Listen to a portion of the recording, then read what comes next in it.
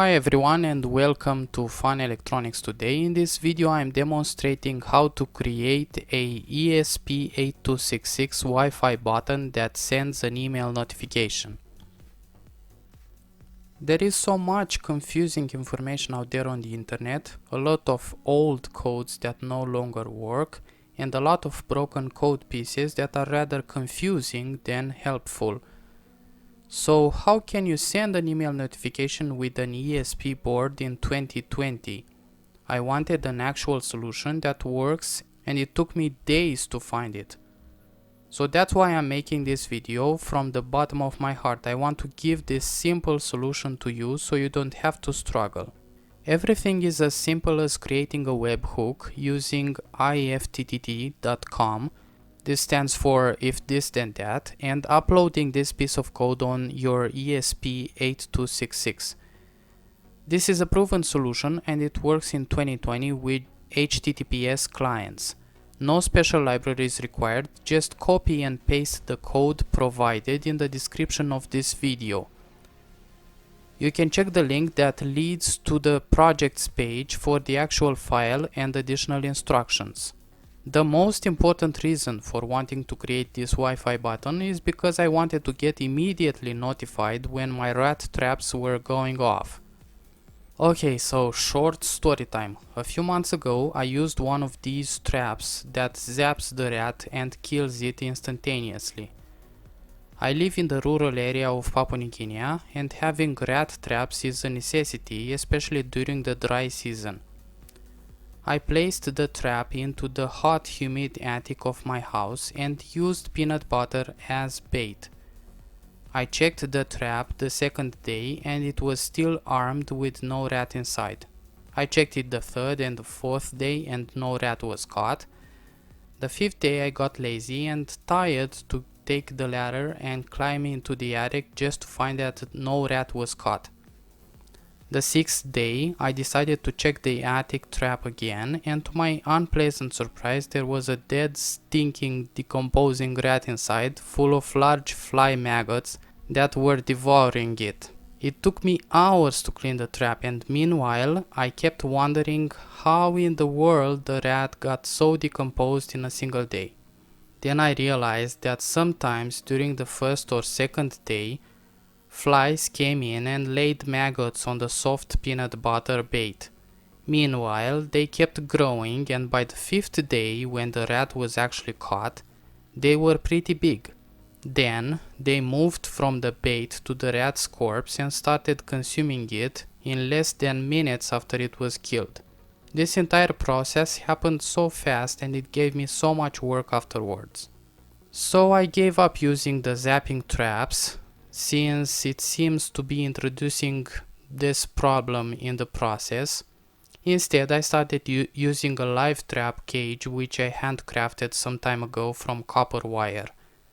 I used a normal closed switch and external battery and added an LED indicator to it.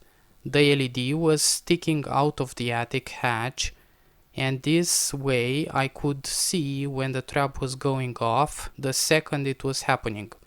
This solution was simple and it worked very good, but the problem is that I can only set it into my attic. If I install the trap into a distant place in one of my sheds, I still have to go there and check them every day. So I need a wireless signal to make it easier for me. That's where the Wi-Fi button comes in handy. The plan was to configure one of these ESP8266 modules to also send an email notification to my phone when the trap was going off. Of course, you don't have to use this module to make an Internet of Things rat trap, but once I succeeded programming the ESP module and linking it successfully to my Ifttt webhook, I immediately wanted to post a solution so you could create your own gadgets with ease. I didn't write the code entirely, I myself found bits of codes on the internet, and since only some of them worked partially, I compiled everything into this working solution, and here it is, available for you to download and play with. This is a recent 2020 solution. I know the Ifttt website and the Gmail protocols changed recently, so this works despite all the changes. Let's start by creating the webhook. Create a Ifttt account if you don't have one. After that, I recommend creating a new applet. If you have another applet that you created a long time ago and you want to modify that with these settings, it might not work, so please create a new one. On the main page, click on Create and then click on the first plus symbol. Search for webhooks and click on the thumbnail when the search results reveal it. Click on the trigger and then rename the event with something that you'll remember later. Then click on the second plus after you finish with this. Write Gmail and click on the thumbnail of this action service when it's revealed. Click on it to configure it afterwards. I am renaming the subject by leaving just the event name there. You can leave it as it is and then click on Create Action. In the next step, you can rename the applet one more time and then finish.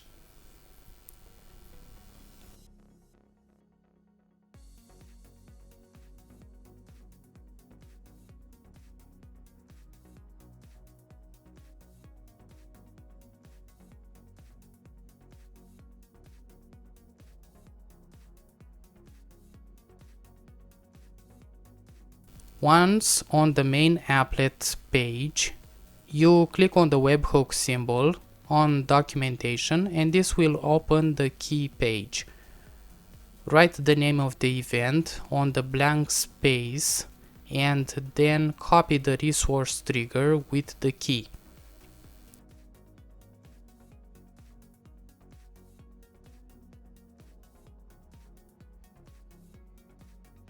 Go into the Arduino code page and paste the trigger resource there.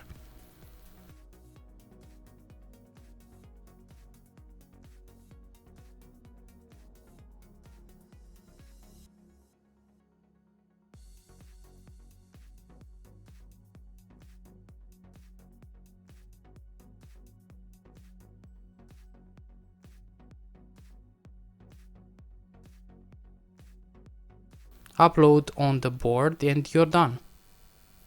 I do remind you that some ESP8266 boards require the user to press flash then reset in the same time and then release first the reset and then the flash button to get it into the programming mode.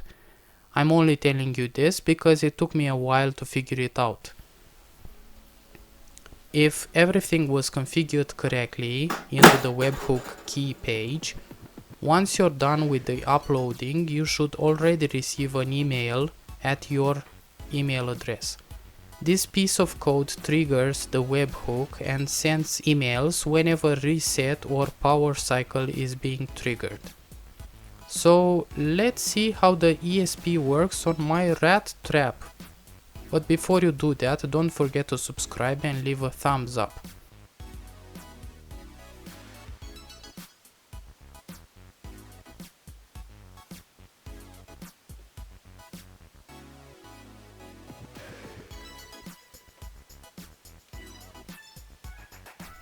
Thank you for watching and have fun creating your own Internet of Things devices.